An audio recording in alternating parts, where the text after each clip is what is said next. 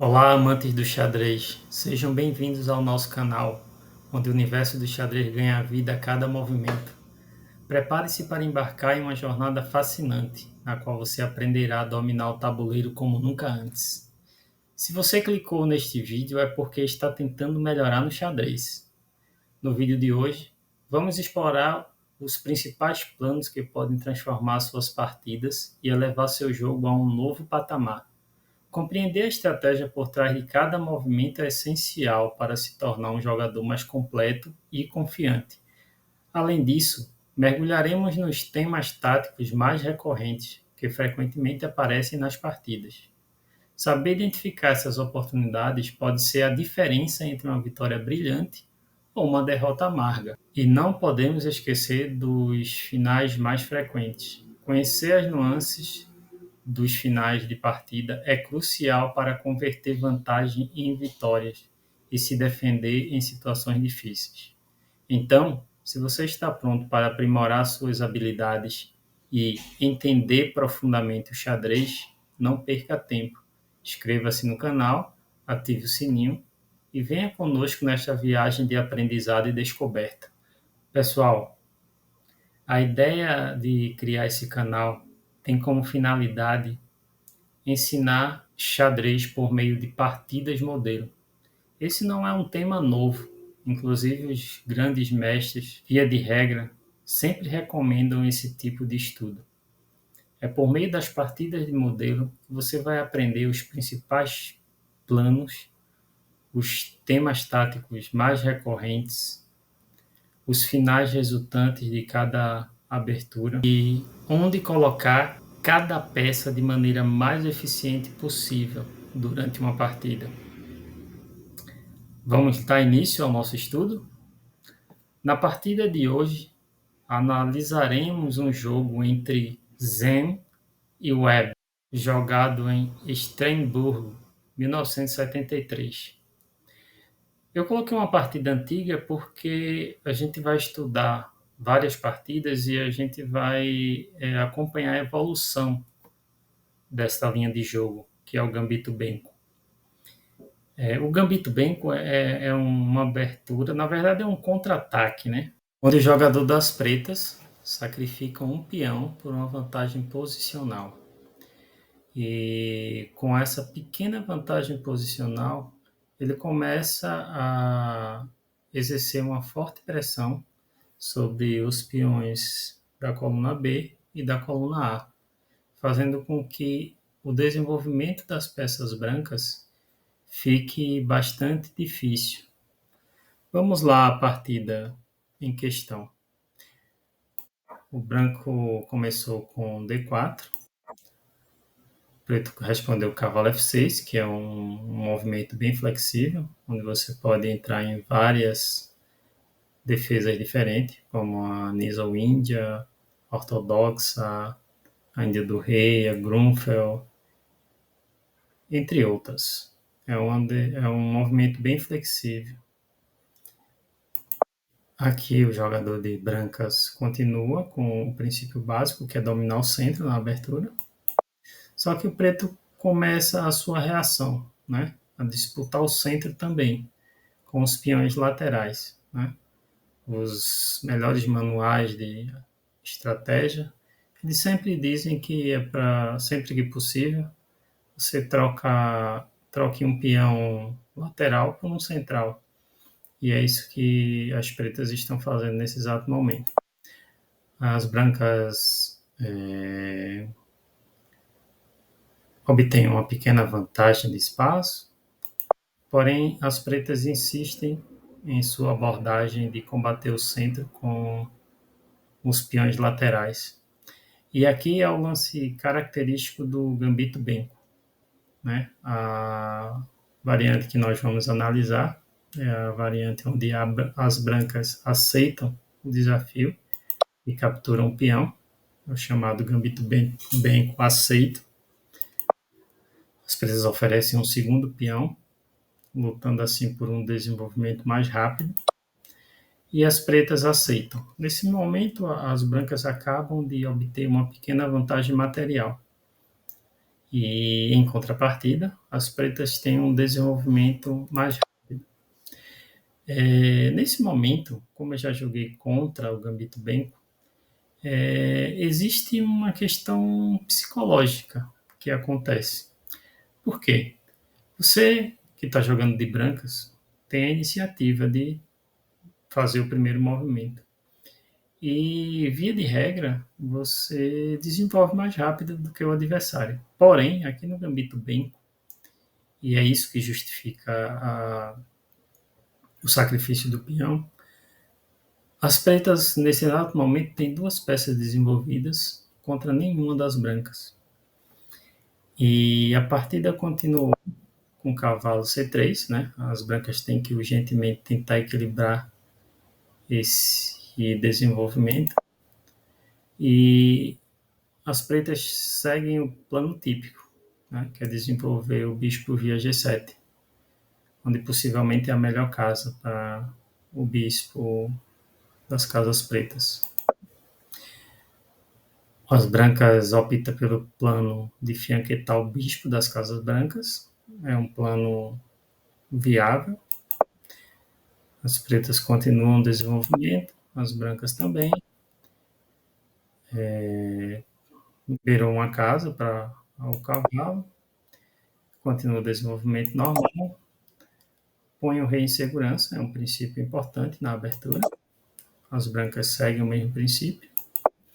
E joga-se o cavalo de B em D7. Possivelmente essa é a melhor casa para o cavalo de B8. Ele também pode se desenvolver via A6 em algumas posições, mas com mais frequência em D7. É importante você fixar esse comentário porque é nesse momento que você vai aprendendo onde cada peça exerce a sua função de maneira mais eficiente. As pretas tentam tirar a cravada, né? Com a ideia de jogar o peão em E3 ou E4 em algum momento. As brancas completam o seu desenvolvimento conectando as torres. Esse sempre é um lance interessante de se fazer. Sempre que possível, mover a dama conectando as torres. E aqui as brancas cometem a primeira imprecisão.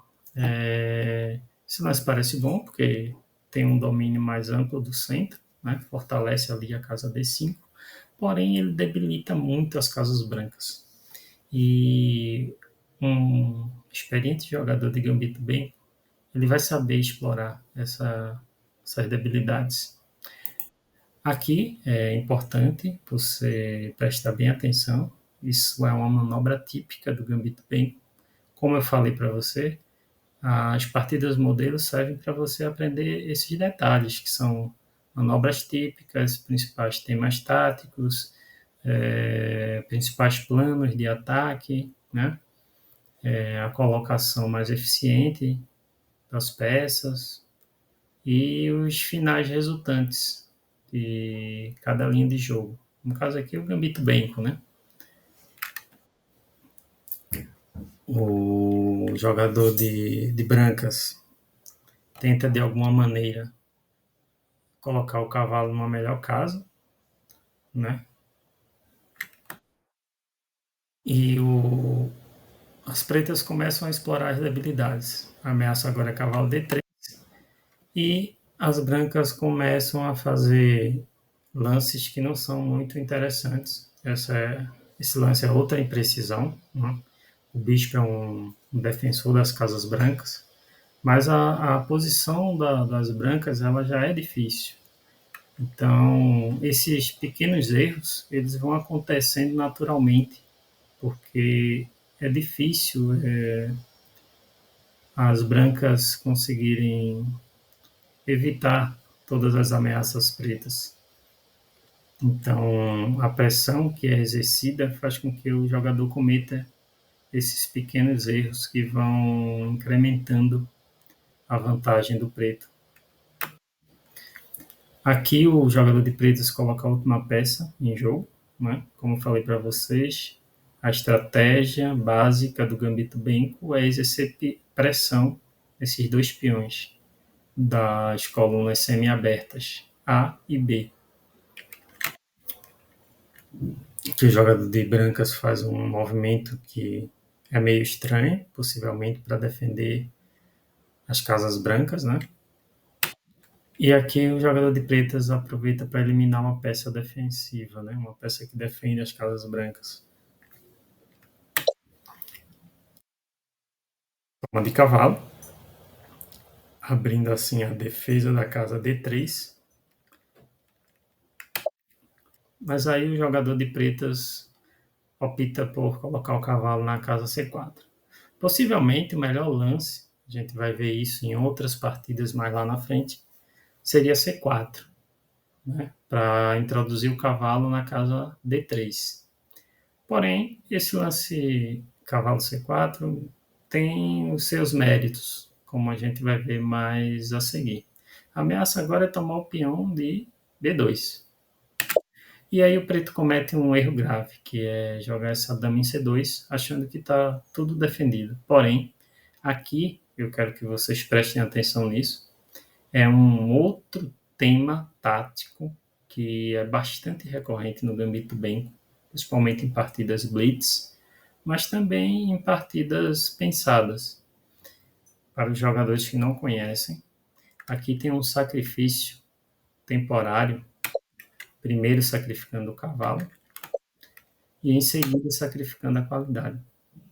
Porque quando o branco retoma, o preto toma a peça de volta que ele sacrificou inicialmente e no lance e em alguns lances a mais ele recupera a qualidade, porque aqui existe uma tripla ameaça. O branco se aproveita do cavalo que está sem defesa no momento, porém o torre A7 resolve o problema. Ele dá o cheque, que é o único lance possível no momento. Preto tira o rei e as ameaças continuam. O branco opta por tirar a torre de porque perderia uma torre inteira se deixasse ela lá. E aqui ele só perde uma qualidade. Porém, as pretas invadem a posição com dama C3, forçando a retirada da torre que defende o peão de A2. Porém, as pretas acham melhor jogar o cavalo E5, com a ideia de dar um cheque em F3 e tomar a torre de D1. Veja como as debilidades nas casas brancas elas são gritantes nesse momento, né? O jogador de brancas defende tanto o peão de A2 como a perda de material mediante o cheque em F3 pela dama, porém o cheque em F3 continua sendo o melhor lance. E aqui o jogador de brancas opta por rei H3. E neste momento cai mais um peão e a posição do branco já entra em colapso. Quando a posição entra em colapso, os erros começam a aparecer com mais frequência. Esse aqui foi o último erro da partida. E o jogador de preta soube explorar bem. Porque a partida está totalmente decidida. O cavalo não tem casa e também não tem como defender. Se você toma o cavalo de E5, por exemplo, você está levando esse cheque aqui, que não pode ser defendido de torre, porque as pretas tomariam em A2 e ganharia a torre limpa.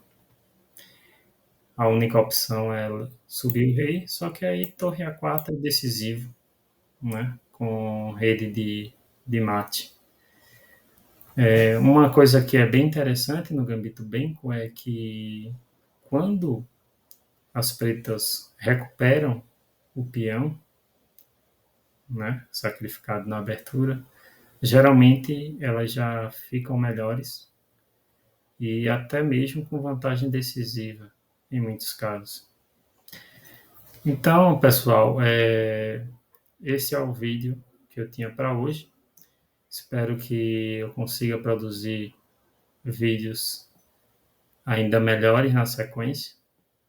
e espero vocês lá. Até o próximo encontro e até breve.